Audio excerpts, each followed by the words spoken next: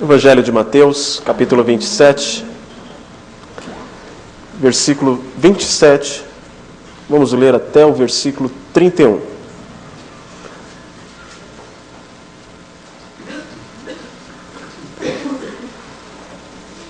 Mateus, capítulo 27, do versículo 27 ao versículo 31.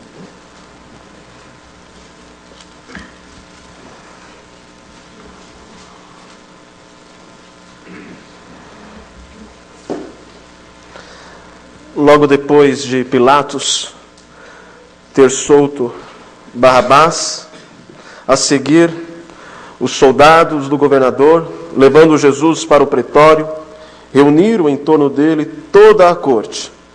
Despojando-o das vestes, cobriram com um manto escarlate, tecendo uma coroa de espinhos, puseram-lhe na cabeça e na mão direita um caniço. E ajoelhando-se diante dele, os escarneciam, dizendo: Salve, Rei dos Judeus! E cuspindo nele, tomaram o caniço e davam-lhe com ele na cabeça. Depois de o terem escarnecido, despiram-lhe o manto e o vestiram com as suas próprias vestes. Em seguida, o levaram para ser crucificado. Ironia!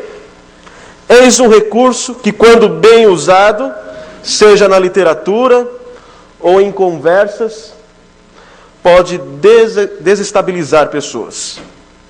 Pode levar o riso ou a revolta. A ironia é a manifestação do sentido oposto do seu significado literal. Ela acontece quando dizemos alguma coisa, mas pretendemos dizer outra. Como? Esta cômoda está limpinha. Dá até para escrever o nome com os dedos. Ou, como você está em forma. Dependendo do tom, você percebe que isso é uma ironia, que a pessoa está querendo dizer exatamente o contrário. A ironia pode ser a resposta ao exagero, uma tentativa de fazer rir ou irritar, uma forma de ofender sem assumir a culpa, a responsabilidade, ou simplesmente a intenção de humilhar, de desdenhar. Dependendo de como a usamos, as palavras ou o tom de como falamos, podemos elogiar querendo ofender. Podemos dizer que algo é lindo, mas na verdade estamos querendo dizer que é ridículo. Que algo é forte, mas na verdade é débil.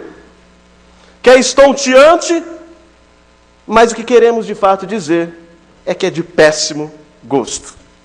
E quando lemos o capítulo 27 de Mateus, a partir do versículo 27 até o 51, nós vemos algumas ironias. Na verdade, muitas ironias diante de um Jesus aparentemente fraco, humilhado e prestes a sucumbir.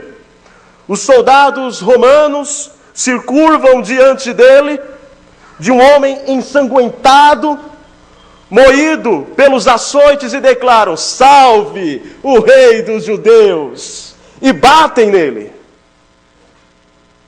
Quando pregado na cruz, os que passavam olhavam e diziam: Tu que destróis o santuário e em 3 dias o reedificas, salva-te a ti mesmo.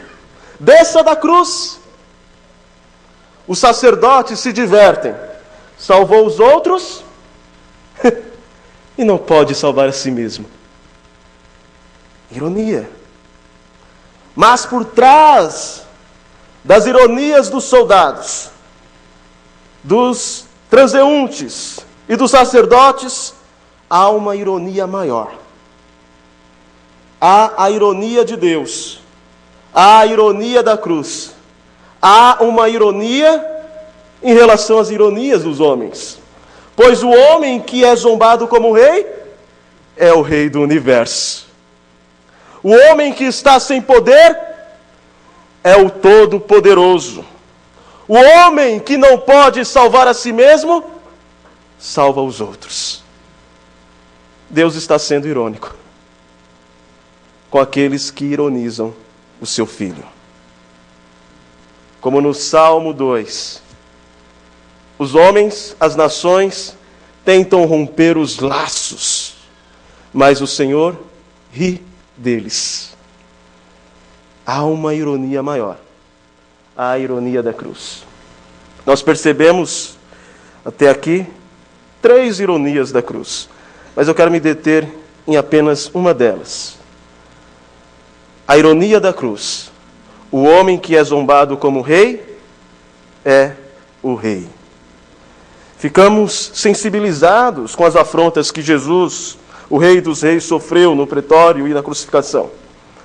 Mas a verdade é que se não reconhecemos Ele como Senhor e Rei de nossa vida, nosso louvor, nossa adoração, não passam de palavras irônicas.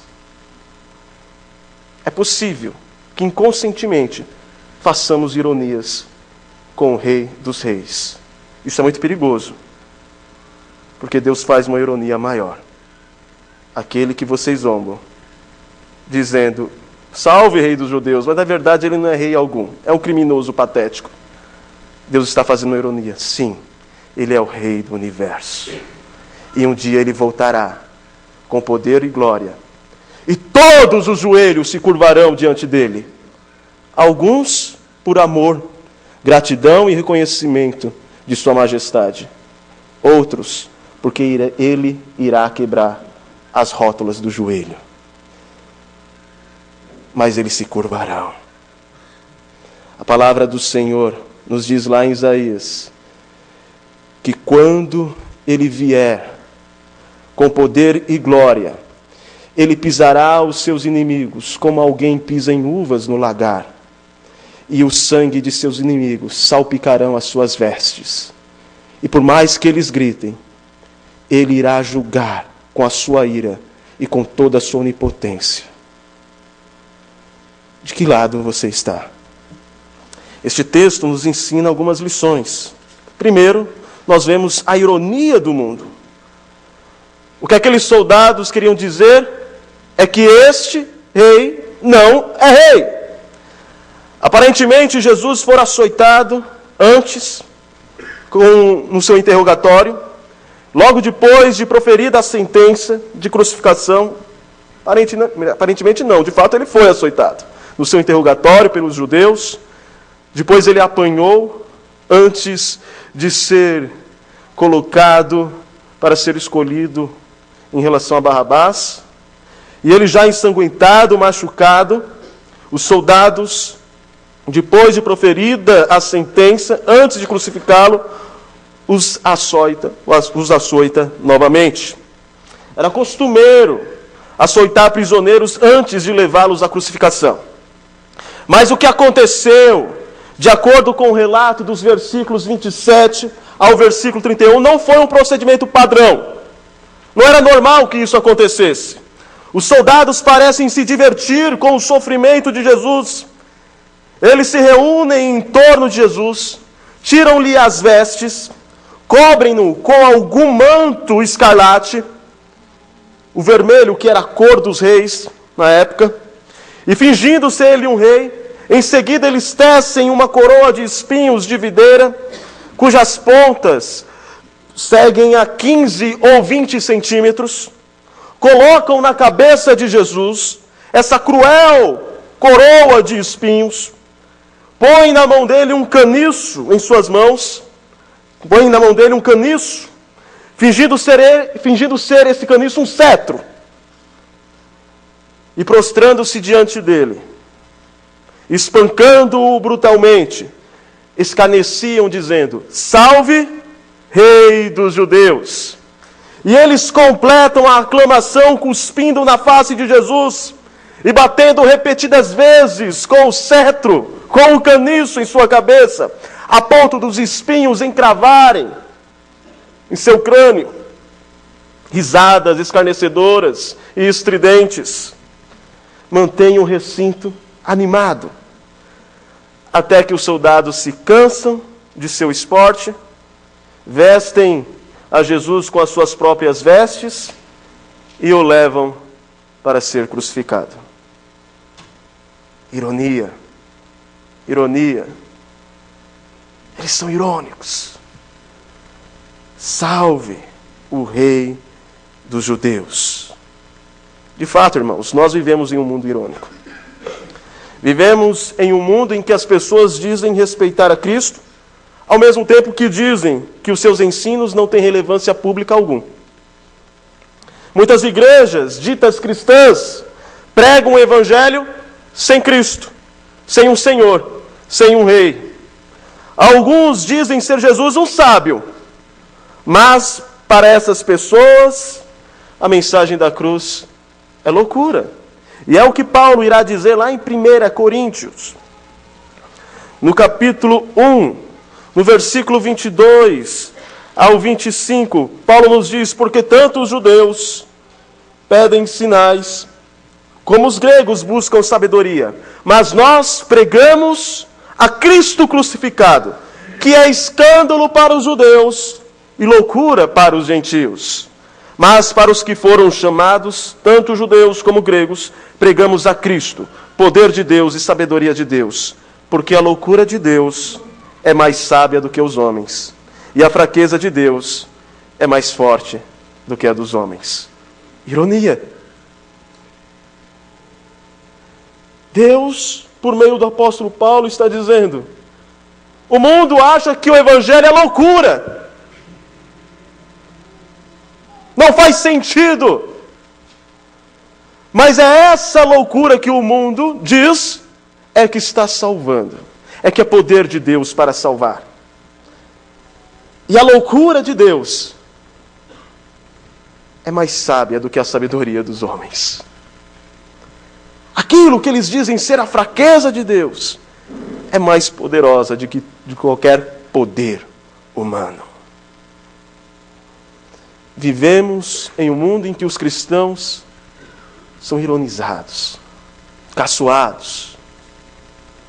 E sempre foi assim, irmãos. Os cristãos nunca tiveram uma boa imagem na sociedade.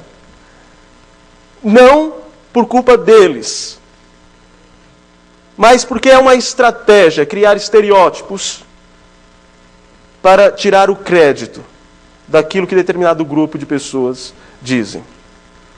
Os cristãos no Império Romano foram chamados de ateus, porque eles não tinham nenhuma estátua, nenhum Deus que poderia ser visto. Foram chamados de canibais, porque havia uma história de que eles comiam a carne e bebiam o sangue de alguém. Foram chamados de incestuosos, porque eles se casavam com as irmãs. O indivíduo chama a moça de irmã, daqui a pouco estão casados. Eles foram chamados de antifamília, porque quando eles eram lançados no Coliseu ou nas arenas, e era feita a proposta: negue a Jesus e volte a viver com a sua família, eles diziam: não, eu amo a minha família, mas eu amo ainda mais a Cristo.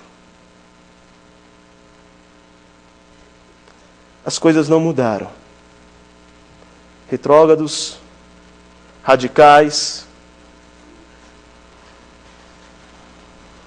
pessoas que não têm conhecimento.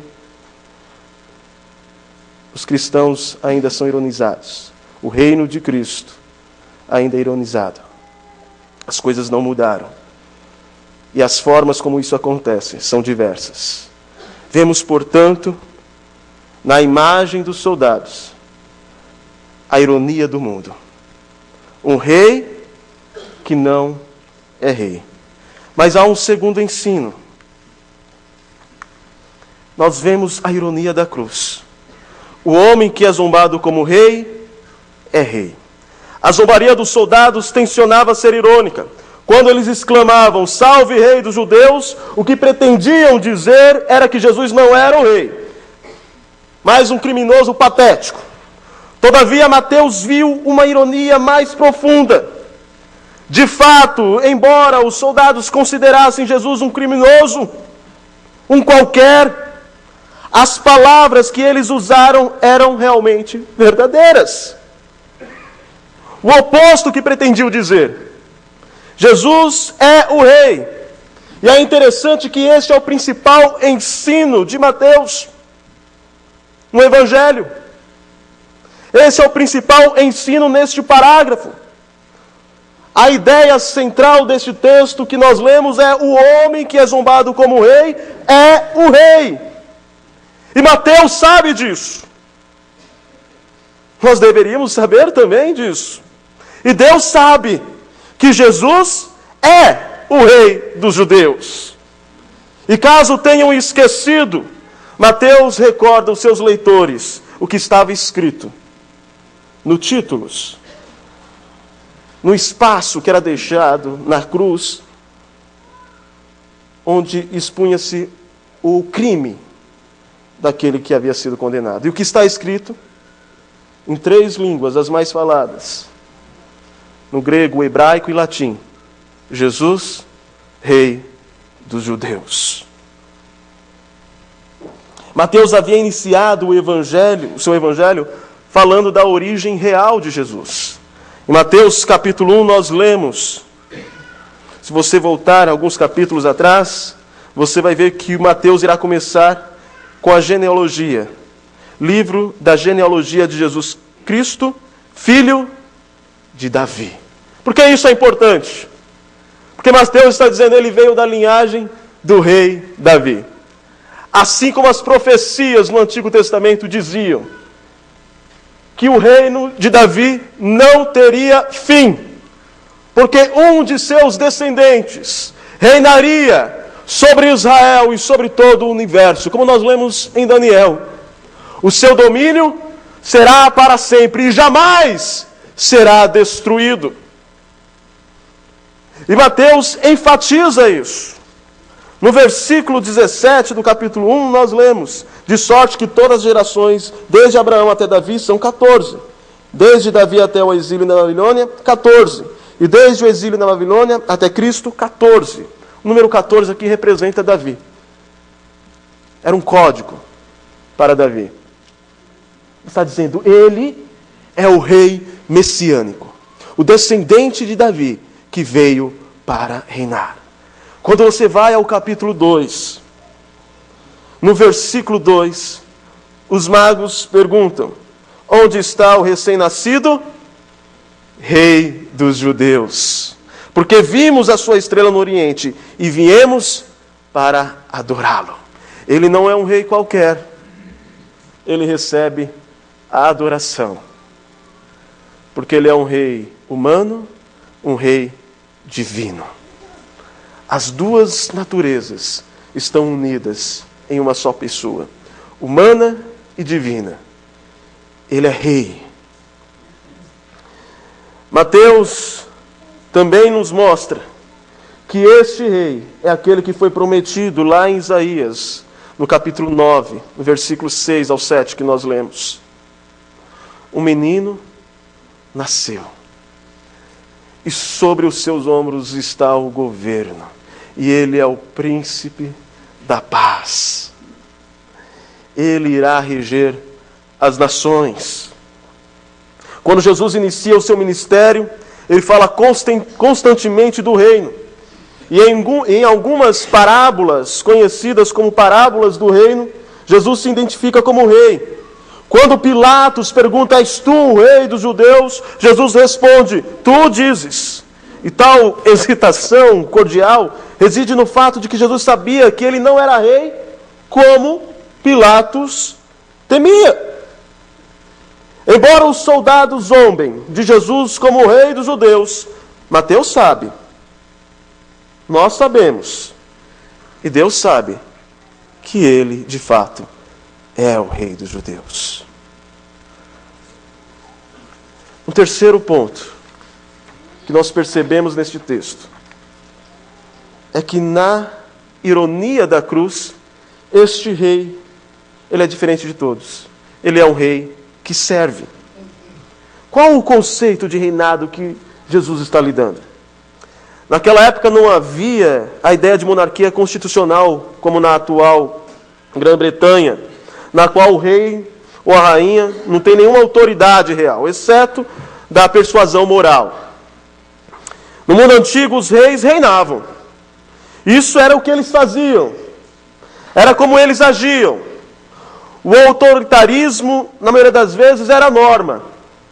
Eles eram tiranos, ditadores. Certa vez, a mãe dos apóstolos Tiago e João se aproximou de Jesus juntamente com seus 2 filhos e pediu-lhe um favor. Manda que no teu reino estes meus 2 filhos se assentem, um à tua direita e outro à tua esquerda. Isso está lá em Mateus, capítulo 20, no versículo 21. Eles vislumbravam o reino desse mundo. Jesus, no entanto, os ensinou que, na realidade, eles não estavam entendendo qual era o reino que ele veio instituir. E ele diz: vocês podem tomar o cálice que eu vou tomar? E eles, sem saber o que era, eles dizem: podemos. Jesus estava falando que o tipo de reinado que ele exercia era um reinado para a salvação dos seus súditos. E que este rei, ele não baseia a sua autoridade na autopromoção. Ele não é egocêntrico.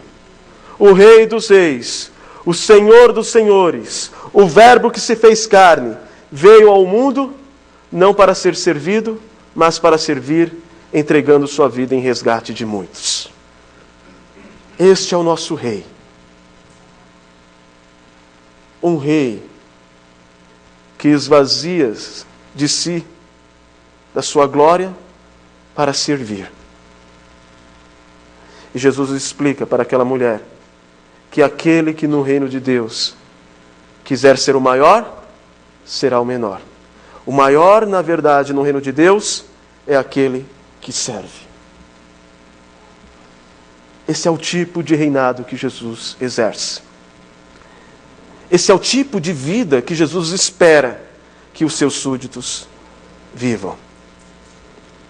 É considerar que, assim como o nosso Rei, nós fomos resgatados, tirados do reino das trevas, transportados para a sua maravilhosa luz, a fim de proclamar as grandezas deste Rei, servindo o nosso próximo. Servindo o próximo como um serviço ao Rei. Jesus fazia isso. Jesus não estava dizendo que não havia nenhum aspecto em que ele exercia autoridade, não é isso? Pois ele tem toda a autoridade. Pelo contrário, o que Jesus tensionava dizer era: os reis, presidentes e governantes deste mundo caído exercem sua autoridade motivados por um profundo senso de autopromoção, por um senso de quererem ser o número 1, por um profundo senso de autopreservação. Por contraste, Jesus exerce sua autoridade de um modo que procura o bem-estar de seus súditos. E isso leva, por fim, à cruz. É por isso que ele estava sofrendo humilhações. Porque o seu modo de exercer a sua autoridade, nessa primeira fase da vinda do reino, é por meio do serviço. Ele vem como servo. É interessante que o texto de Daniel ele diz que o Filho do Homem viria com poder e glória, e que o seu reino jamais teria fim.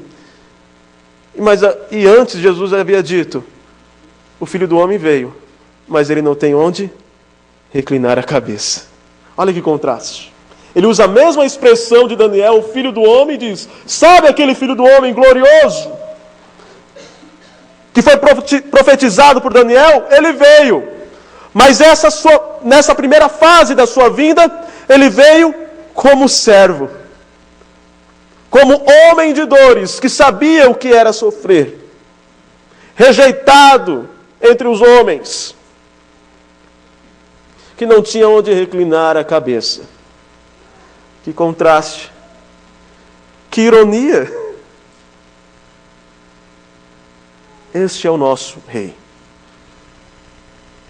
E seríamos nós melhores do que Ele? Pois na maioria das vezes queremos ser servidos, ainda que não haja majestade alguma em nós mesmos. o ensino é claro: aqueles que exercem alguma autoridade em qualquer nível no reino de Cristo devem servir da mesma maneira que ele serviu. Não com exigências implícitas de autopromoção, confiança em seu direito de exercer autoridade, ou desejo de se assentar à direita ou à esquerda de Jesus, e sim como uma paixão pelo serviço. Algumas implicações práticas do que vimos até agora. Primeiro, a ironia mundana declara ser Jesus um rei que não reina. Isso é secularismo. É dizer, a sua fé você guarda em casa. Você quer orar? Ore lá em casa. Você tem conceitos bíblicos sobre a vida, sobre a realidade? Não traga isso a nível universitário. Não traga isso para a política. Porque na política, Jesus não reina. Porque na escola, na universidade, Jesus não é rei. Porque na economia, ele não reina aqui. Temos outros conceitos. Temos outros pressupostos que não são bíblicos. De uma maneira mais próxima, nossa, alguns dizem, na minha empresa, Jesus não reina. Aqui, o negócio é outro. Aqui eu não sou crente. Aqui eu sou administrador. Aqui eu quero lucrar. Aqui não importa os métodos.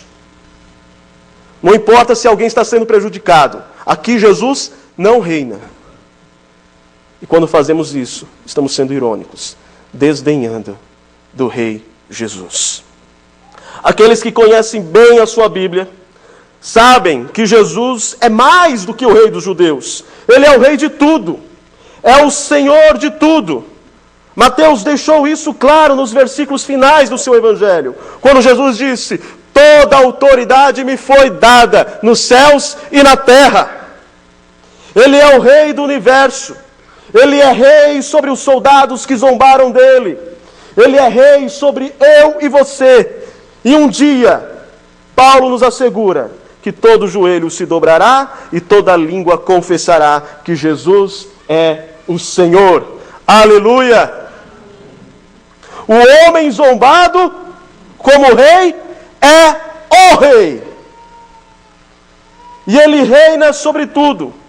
Abraham Kuyper, político, jornalista, estadista, pastor e teólogo holandês, fundador do Partido Antirrevolucionário e primeiro-ministro da Holanda em 1901 a 1905, fundador da Universidade Livre de Amsterdã, declarou: não há 1 centímetro quadrado nesse mundo do qual Cristo não possa dizer, é meu.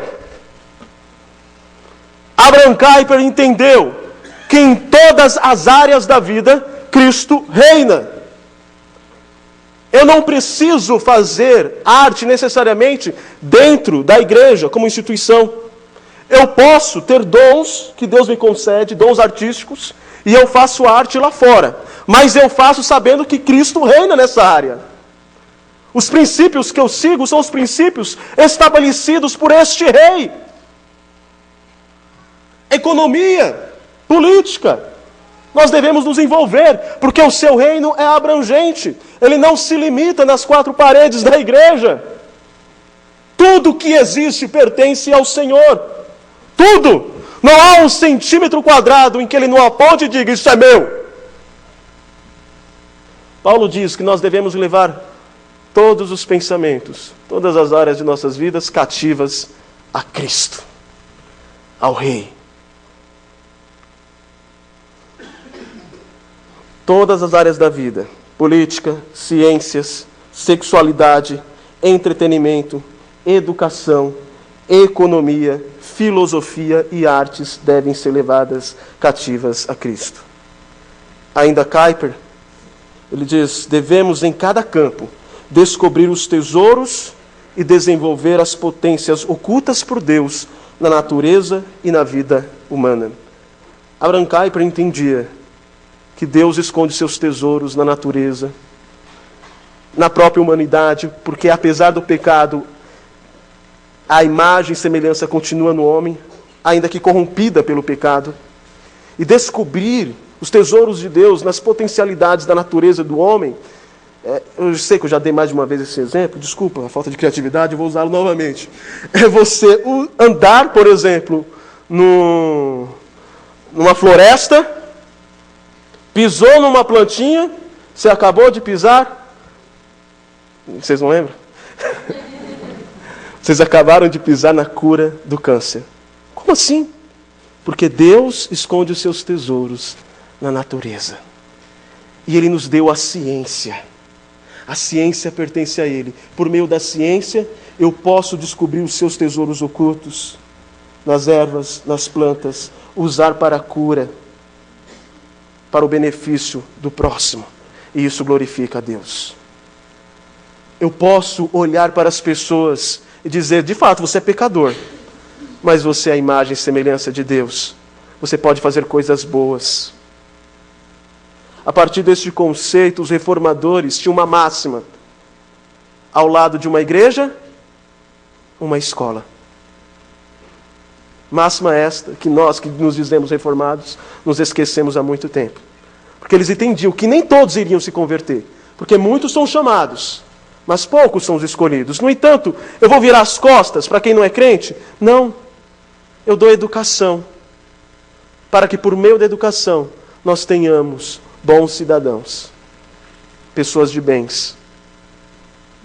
Que possam influenciar positivamente o mundo que estamos inseridos. Isso é ser luz do mundo. Isso é ser sal da terra. E quando Jesus usa a expressão sal da terra, é porque naquela época eles usavam sal para preservar a carne. Ou seja, você deve preservar o meio em que você está inserido, para que este meio não se corrompa.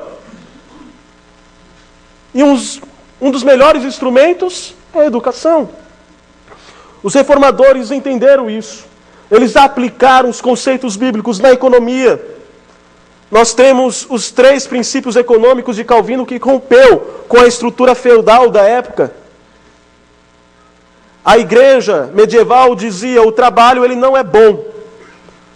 Até mesmo a palavra trabalho ela vem do latim tripolium. Tripolium era um instrumento de tortura. A ideia de que o trabalho era uma tortura. E sofrer, ser torturado por meio do trabalho era bom, porque quanto mais você trabalhava aqui, menos dias no purgatório. Acontece, no entanto, que o trabalho valorizado na época era o trabalho intelectual dos monges, enquanto os camponeses sofriam no trabalho braçal. A reforma mostrou que Deus instituiu tanto o trabalho braçal quanto o intelectual, e que este trabalho deveria ser desenvolvido no senhorio de Cristo. E os 3 princípios econômicos eram: trabalhe para a glória de Deus, dê o seu melhor. Certa vez, um sapateiro perguntou a Lutero: fui convertido, e agora, o que eu faço? Ele disse: o que você faz? Qual é a sua profissão? Sapateiro, senhor. Então faça o melhor sapato, venda-o por um preço justo. Desse modo você estará servindo ao Rei Jesus, porque Ele é senhor da sua área econômica, do seu trabalho. O segundo princípio depois do trabalho era viver uma vida simples. Calvino iria odiar esse fã com ostentação. Nada de ostentar. Há um provérbio que diz que o brasileiro compra o que não precisa, com dinheiro que não tem, para impressionar quem não conhece. Mas não ostente, viva uma vida simples. Trabalhando e vivendo uma vida simples, vai sobrar dinheiro. O que você faz com sobrar? Poupe. Para quê? Para estabilizar a sua família e ajudar o próximo. A ideia era: todo rico é responsável por ajudar um pobre. Ah, mas eu não sou rico. Calvino responderia: todo mundo é rico em relação a alguém. Sempre há alguém mais pobre que você. E ainda que você não tenha condições de ajudar financeiramente, você não pode esquecê-los. Ore por eles. Isso é o senhorio de Cristo na área da economia. O controle de juros. Juros não eram cobrados quando era emprestado algum dinheiro para comprar alimentos ou que visava suprir necessidades básicas. A reforma entendeu também o senhorio de Cristo na educação. Lutero fundou as bases da moderna escola pública. Hoje nós temos a universidade que é conhecida como a melhor universidade do mundo, Harvard. E tem esse nome por causa do pastor John Harvard, que deu o seu terreno para que a universidade fosse construída, que doou a sua biblioteca. A primeira biblioteca de Harvard era 90% de teologia. E hoje nós ouvimos a baboseira: não, isso aqui é vida acadêmica, aqui não entra Cristo. O progresso do Ocidente se deu a partir do senhorio de Cristo. Nas ciências, há uma frase de um sociólogo que ele diz: o que é mais impressionante acerca dos primeiros cientistas protestantes é o seu amor pela natureza, na qual reconhece a obra das mãos de Deus, e o prazer que revela em investigar os fenômenos naturais. Um dos pais da anatomia comparada, o holandês Volker Koyter, jamais se cansava de exaltar a providência do Criador, evidenciada na maravilhosa adaptação da estrutura animal. Ele investigava a natureza e dizia: eu vejo a mão de Deus. É a glória de Deus sendo manifesta nos animais que foram criados por Ele, na natureza. O botânico Clausius declarou que as descobertas botânicas causavam-lhe tanta alegria como se ele tivesse descoberto um prodigioso tesouro. E na França, no século XVII, nós tínhamos 3 romanistas para um protestante. E na academia de ciência, segundo os sociólogos, nós tínhamos 17 protestantes para cada 3 romanistas. E eles diziam: por que os protestantes se voltam à ciência? Porque eles entendiam que a ciência era o meio de conhecer a glória de Deus revelada na natureza. O senhorio de Cristo na ciência, mas também na arte. Os quadros dos protestantes Rembrandt, do protestante Rembrandt, a música de Johann Sebastian Bach. Jesus, a alegria dos homens. E recentemente eu li uma revista falando de Johann Bach, que dizia: Johann Bach, a alegria dos homens. Sabe quantas vezes disse que ele era cristão? Nenhuma. Sabe quantas vezes foi citado o nome de Jesus? Nenhuma. Cristo? Nenhuma. Cristianismo? Nenhuma. Porque eles dizem: Jesus não reina na arte, isso é uma mentira. O nome da música é Jesus, a alegria dos homens. Porque os protestantes entendiam que a arte estava subordinada ao senhorio de Cristo. Hoje vivemos em um mundo gospel de subcultura. Vamos fazer um funk gospel, um forró gospel, uma subcultura. Eles entendiam que a arte deveria ser tributada ao Rei dos Reis. Todas as áreas devem ser desenvolvidas a partir do senhorio de Cristo, como uma proposta do tributo ao Rei e um espírito de servo para com o próximo e Rei Jesus. Olha que interessante esses 2 conceitos. Deus reina, Jesus reina sobre todas as áreas, eu desenvolvo todas as áreas da vida para a glória dele, e eu faço isso como ele faz. Como este rei exerce autoridade? Pelo serviço. Eu não desenvolvo a melhor arte para me aparecer. Eu não me dedico aos estudos para me aparecer, mas para servir ao próximo e a Cristo. Por último, eu gostaria de dar um exemplo. Certa vez Beethoven afirmou que o maior compositor que já existiu foi Handel. Handel, neto de um pastor, em uma crise financeira, ele foi incumbido de montar um oratório baseado em algumas passagens bíblicas. E naquele momento de angústia, de crise, ele começou a ler alguns textos. E os textos que mais chamaram a atenção de Handel ele foi desprezado e descartado pelos homens. Foi menosprezado e nós não o estimamos. Handel continuou lendo. Ele confiou em Deus. Deus não abandonou a sua alma, e Ele te dará descanso. Para Handel, que vivia um momento de extrema dificuldade, estas palavras se enchiam de conteúdo e de sentido para a sua própria vida. E nesses textos que foram separados, Ele, em 24 dias de reclusão, compôs um oratório de mais de 2 horas, chamado O Messias, que culminava com a glória do retorno do Rei Jesus. E no coro dizia, aleluia. Vocês vão ouvir, eu não vou cantar. Não vou fazer vocês passarem por isso.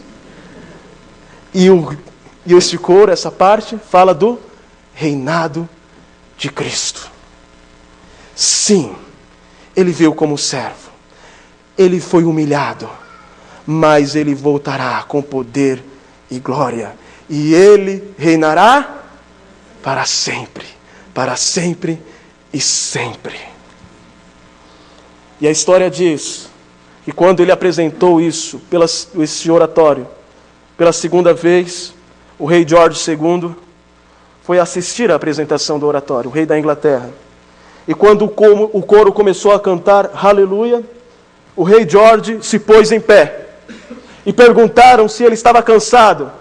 Mas ele disse que era em reverência ao rei maior de todos que ele estava em pé. Era uma forma de reverenciar o rei do universo, aquele que de fato deve ser exaltado. E até hoje, quando o oratório é apresentado em nações protestantes, quando chega o aleluia, as pessoas se levantam repetindo o gesto de rei George II. Cristo reina sobre todos. Reconheçamos isso. Cristo reina sobre todas as coisas. Nós vamos orar, impetrar a bênção. Em seguida nós cantaremos em pé, como um ato de reverência, esse hino. E convidamos os antigos coristas, os ex-coristas que já participaram deste coral, para que venham à frente e cantem juntos. Nós vamos glorificar o Rei dos Reis, que reinará para sempre. Nós então, ex-coristas e o coral atual, estarão louvando ao Senhor. Oremos. Ó Rei dos Reis, Senhor dos Senhores, exaltado seja para sempre e sempre. Exaltado és. E nós reconhecemos isso. Mas que este reconhecimento não seja dito apenas por meio de palavras vazias, mas que seja dito de coração. E que a prova disso seja o reconhecimento de que tu reinas sobre todas as áreas da vida humana. Que nós levemos todos os âmbitos da vida cativos ao reino de Cristo. Que reconheçamos o senhorio de Jesus sobre a área dos relacionamentos profissional, dos estudos, acadêmica, econômica, política. Que os pressupostos instituídos pelo Rei Jesus em sua palavra, em sua lei, sejam todos eles considerados e seus princípios aplicados em toda a realidade das nossas vidas, ó Deus. Para que de fato a tua igreja reconheça o teu senhorio e o viva. Que tenhamos sim a ciência de que vivemos em um mundo que ironiza Cristo, o reinado dele. Um mundo secularista, que resiste o senhorio de Jesus, que resiste o seu reinado. Mas isso não será para sempre. Um dia o Senhor virá para julgar. E aqueles que não dobraram seus joelhos, dobrarão pela força, pelo teu poder, pela tua onipotência. E toda a terra será cheia da glória do Rei dos Reis, do Rei do Universo. Que reconheçamos isso, ó Deus. Que saibamos com sabedoria resistir à influência mundana que resiste ao teu reinado, ao teu senhorio. E dai-nos, ó Pai, a disposição vinda do teu Santo Espírito, para que no teu reino sejamos servos, a exemplo do nosso Rei Jesus, que não veio para ser servido, mas para servir, entregando sua vida em favor de muitos. Que a tua igreja, ó Pai, que os teus súditos entendam isso. E agora, meus amados irmãos, Que a graça maravilhosa do nosso Senhor Jesus Cristo, que o amor imensurável de Deus Pai, que as benditas consolações do Santo Espírito habitem abundantemente em vossos corações, para todo o sempre. Amém.